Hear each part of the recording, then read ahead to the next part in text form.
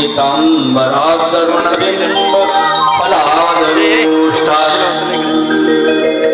पूर्णेन्दु सुंदर मुखादरविंद नेत्रात् कृष्णात् परम किमपि तत्त्वमहं न जाने।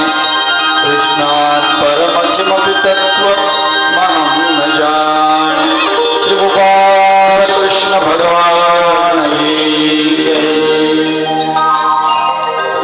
वंदे कृष्ण मुरारी जय जय वंदे कृष्ण मुरारी जय जय वंदे कृष्ण मुरारी जय जय वंदे कृष्ण मुरारी जय जय वंदे कृष्ण मुरारी जय जय वंदे कृष्ण मुरारी जय जय वंदे कृष्ण मुरारी जय जय वंदे कृष्ण मुरारी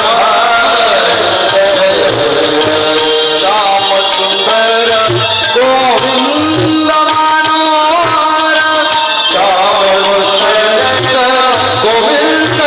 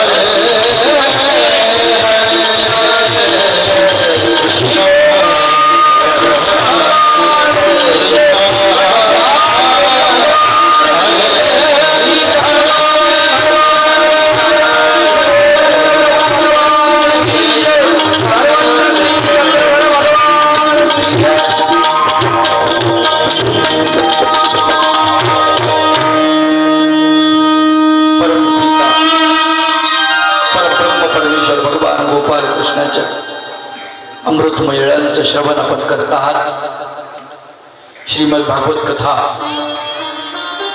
कथेचा आजचा दुसरा दिवस। या दुसऱ्या दिवसाच्या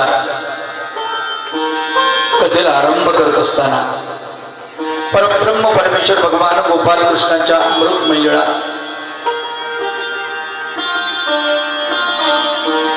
ज्या लीळांना श्रवण करण्यासाठी भारतातच नव्हे तर भारताच्या बाहेर सुद्धा भगवंताच्या लीळांचं श्रवण केल्या जातं, भगवंतांच्या वचनाचं पठन केलं जातं। कृष्णाला जगाने वेड लावलेला आहे, जग कृष्णाच्या नादी लागलेला आहे। संपूर्ण जगाला वेड लावणारा कृष्ण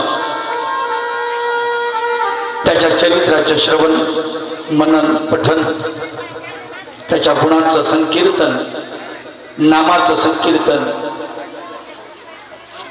या रोडगा गावामध्ये आपण करतो आहोत। संत महंतांच्या साक्षीनं साधू संतांच्या उपस्थितीमध्ये परब्रह्म परमेश्वर भगवान गोपाल कृष्णाच्या अमृतमय लीळांचे श्रवण श्रीमद भागवताच्या रूपानं या ठिकाणी होते आहे। महत् भाग्याचा दिवस, पुण्याचा दिवस। आपण सर्व भाग्यवान लोक आहात की परमेश्वराच्या ज्ञानाचं तथा लीळांचं श्रवण आपल्याला आदरणीय पूजनीय गोरधनकर बाबाजी घडवत आहेत। बाबांचा आपल्याला लीळा श्रवणाचा जो मानस त्यांनी केला तो अत्यंत स्तुत्य असा आहे। ज्याच्या कथा ऐकायच्या, ज्याच्या कथेची आवडी आपल्याला निर्माण झाली पाहिजे तो परब्रह्म परमेश्वर भगवान गोपाल कृष्ण। तुम्हाला कालच सांगितलं की महानुभाव पंथामध्ये कृष्ण शब्दानं पंथाला वेड लावलेला आहे आणि संपूर्ण तत्वज्ञान, संपूर्ण ब्रह्मविद्या शास्त्र कृष्ण शब्दाभोवती फिरते आहे। भागवताचा काल संदर्भ देत असताना परब्रह्म परमेश्वर भगवान गोपाल कृष्णाच्या अमृतमय लीळांचं श्रवण केल्यानंतर धुंदुकारी सारखा महापापी खल हा पिशाच्य योनीतून मुक्त होतो, तर सर्वसामान्य आपणाला त्या कथा श्रवण केल्यानंतर निश्चितच अनेक जन्माच्या पापातून मुक्ती होईल। अशी ही पापमुक्ती कथा, पाप विमोचनी कथा भगवान गोपाल कृष्ण यांच्या बाललीलापासून संपूर्ण लीळांचं वर्णन भागवतामध्ये केलं जातं। भागवतामध्ये अनेक संदर्भ दिला जातात वेगवेगळ्या प्रकारचे। रामायणाचे संदर्भ दिले जातात, दशावताराचा संदर्भ दिला जातो, परंतु महानुभाव पंथामध्ये परब्रह्म परमेश्वर भगवान गोपाल कृष्ण यांचा अवतार हा स्वतंत्र परमेश्वराचा अवतार मानला गेलेला आहे आणि म्हणून त्या 10 अवतारामध्ये कृष्ण दाखवल्या जातात। कृष्णाचं स्वतंत्र अस्तित्व, स्वतंत्र लीळा असं महानुभाव पंथामध्ये मानल्या गेलेले आहे आणि म्हणून परमेश्वर अवतार धारण करतात। परमेश्वराला अवतार धारण करण्याची काय गरज आहे हे जर आपल्याला बघायचं असेल तर परब्रह्म परमेश्वर भगवान गोपाल कृष्णाच्याच शब्दात सांगायचं जर झालं भगवंत म्हणतात यदा यदा हि धर्मस्य ग्लानिर्भवति भारत अभ्युत्थानम धर्मस्य तदात्मानं सृजाम्यहं परित्राणाय साधूनां विनाशाय च दुष्कृतां धर्म संस्थापनार्थाय संभवामि युगे युगे. अर्जुना, प्रत्येक युगामध्ये मी अवतार धारण करतो. कशासाठी? धर्माची स्थापना करण्यासाठी. कशासाठी? साधू जनांचं रक्षण करण्यासाठी. कशासाठी? दुष्टांचं निर्दालन करण्यासाठी. 3 उपक्रम सांगितले त्या श्लोकांमध्ये. साधू जनांचं, संत जनांचं रक्षण, परित्राणाय साधूनां विनाशाय च दुष्कृतां, जे दुष्कृत्य करणारे आहेत यांचा विनाश, आणि धर्म संस्थापनार्थाय, धर्माची स्थापना. अशा 3 गोष्टी अत्यंत महत्वाच्या परब्रह्म परमेश्वराच्या अवताराच्या निमित्तानं सांगितल्या गेल्या. परमेश्वराचा अवतार व्हायचा काय व्हावं लागतं? एक तर अधर्म निर्माण व्हावा लागतो. धर्म बुडायला लागला पाहिजे. धर्माची स्थापना, दुष्टांचा उचंबळ झालेला असावा. दुष्टांचं निर्दालन करायचे, तर सज्जनांचं रक्षण करायचे, सज्जनांवरती आघात व्हायला हवे, असं चित्र जेव्हा निर्माण होतं तेव्हा परमेश्वर अवतार धारण करतात. हे त्यांच्याच भाषेतलं ते वर्णन आहे. मग आता जर विचार केला, खरंच अजून काही व्हायचं बाकी राहिलंय का? सज्जनांना त्रास होत नाही का? दुर्जनांचा उचंबळ झालेला नाही का? सर्वसामान्यांना धर्म आचरण करण्यासाठी अडचणी येत नाहीत का? म्हणजे याचा अर्थ आता भगवंतांनी अवतार धारण करायला पाहिजे की नाही, अशी आपल्याला शंका निर्माण होते. खरं तर तुकडोजी बाबांचं एक सुंदर भजन आहे. तुकडोजी बाबा भगवान गोपाल कृष्णाला विनंती करतात की हे भगवंता, तू सोडून गेलास भारताला, कधी येशील रे बाबा? कधी येशील मनमोहना, कधी येशील मनमोहना, भारत तुझ्या पुन्हा, भारत तुझ्या पुन्हा. कधी येशील मनमोहना, कधी येशील मनमोहना, भारत पुन्हा, भारत पुन्हा.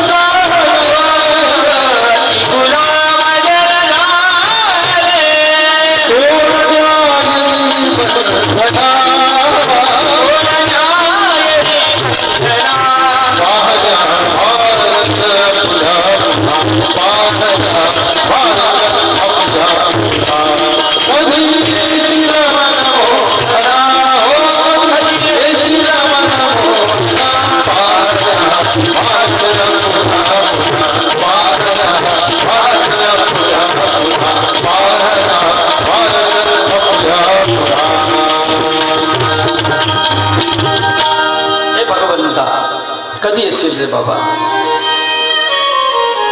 कळकळीची विनंती करतात तुकडोजी बाबा. देवा भगवंता कधी येशील मनोहना पाहण्या भारत आपुला पुन्हा. किती मधुर तुझी बासरी ऐकू दे एकदा तरी. ये धाव नंदनंदना पाहण्या भारत आपुला पुन्हा. भारता ग्रहण लागले अति गुलाम जन जाहले. तोडण्या येई बंधना पाहण्या भारत आपुला पुन्हा. कदाचित तुकडोजी बाबा मला भेटले असते. मी त्यांना म्हटलं असतं बाबा नका बोलू. तो नाही येत ना ते चांगलं आहे. तो जर आला त्यांनी विचारलं कुठे माझा अर्जुन जो रोजू मनाचा आहे. काय उत्तर देऊ आपण. कुठेही तो धर्मशील राजा युधिष्ठिर. काय उत्तर देऊ आपण. कुठेच माझे भक्त कुंती माता. काय उत्तर देऊ आपण. वाचलेली ऐकलेली मानसे गेली कुठे पुस्तकातून चाललेली मानसे गेली कुठे. रोजचा चारो आरशावरती येता आरशाला भाळलेली माणसे गेली कुठे. अंदाज आरशाचा वाटे खरा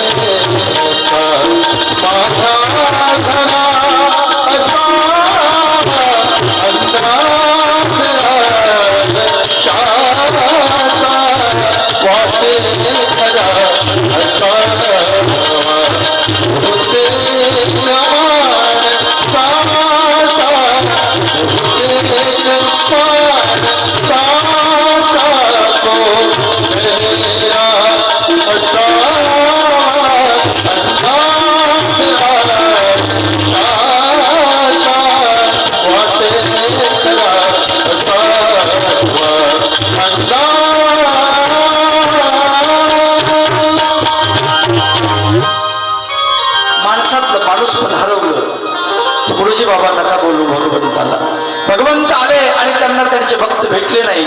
चक्र सुदर्शन काढतील आणि सृष्टीचा संहार करून टाकतील. जे चाललंय ते बरं चाललंय असं वाटतं.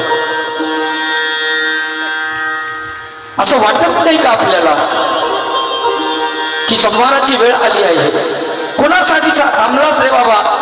का संवाद करत नाही? अजून किती जणांचे बळी जाणार आहेत? अजून किती द्रौपदीची इज्जत पणाला लागणार आहे? का सुरक्षित?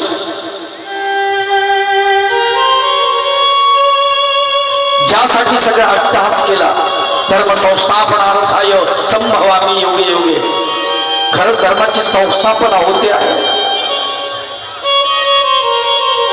आले तर भगवंत तर चक्र सुदर्शन फिरून टाकतील आणि सगळा संहार करून टाकतील.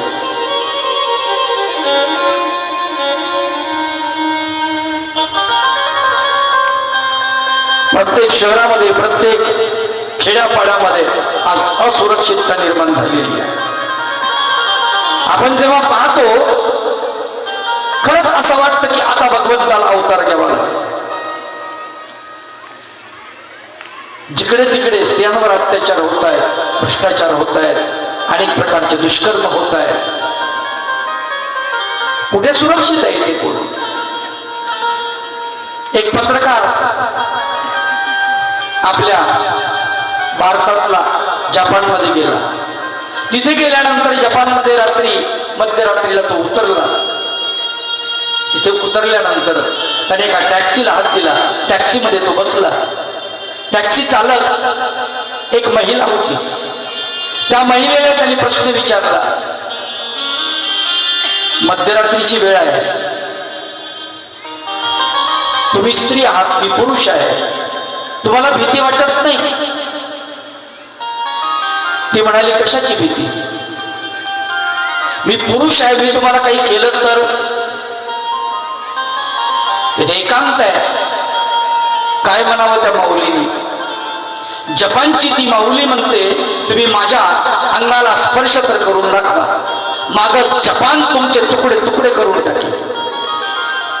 आपल्या भारतातली स्त्री असं म्हणू शकते? नाही. एकटी जाऊ शकते कुठे? नाही. हेच ते चित्र बदलायचं आहे. भगवान गोपाळ कृष्ण गोकुळांमध्ये स्त्रियांना मुक्ततेने संचार करायला शिकवतात. गोकुळामध्ये सगळ्यात अगोदर भगवान गोपाळ कृष्णाने प्रेम गीता शिकवलेली आहे गोकुळवासियांना.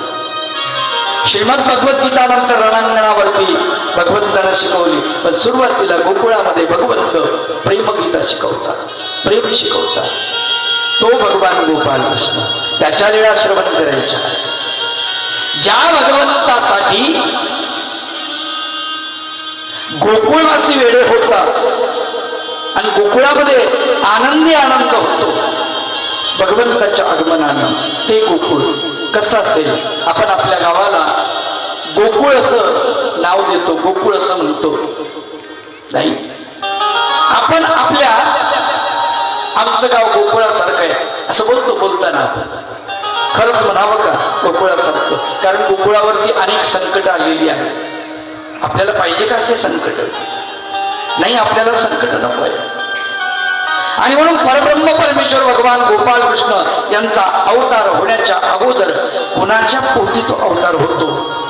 कोण पात्रतेचा जीव आहे? का अवतार होत असतो? त्याचं कारण काय? त्याची जन्मभूमी काय? काय केल्यानंतर परब्रह्म आपल्या पोटी जन्माला येतात? नाही का? काल आपण बघितलं सुपक राजा, सुपक राणी, कुपक राजा, कुपक राणी, ही कथा आपण ऐकली का? ज्यांच्या पोटी परब्रह्म परमेश्वर अवतार घेणार आहेत तो माणूस कसा असायला हवा? सज्जन, सत्शील, सद्वर्तनी, सदाचारी, सद्गुणी असं कुटुंब असायला. कोणाच्याही पोटी भगवंत अवतार घेत नाही. ती कुस तशी धन्य असली पाहिजे, ती कुस तशी पवित्र असली पाहिजे, त्यांच्याच पोटी भगवंत अवतार घेते.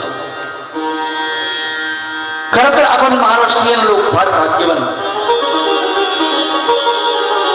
परब्रह्म परमेश्वर ज्यांच्या पोटी अवतार घेणार आहेत ते वसुदेव आणि देवकी या महाराष्ट्राचे पुत्र आहेत. आमचं नंदीग्राम म्हणजे नांदेड. या नांदेडचा राजा सूरसेन, या सूरसेनाचा तो पुत्र अत्यंत सत्शील सज्जन असा. सुंदर अशा प्रकारचं नंदीग्राम राज्य इतकं सुखा समाधानानं इथली प्रजा नांदत होती.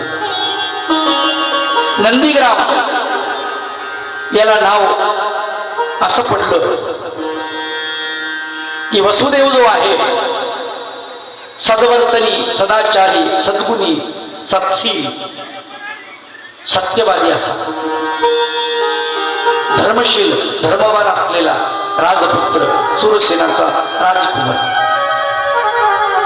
याचं लग्न लागलेलं.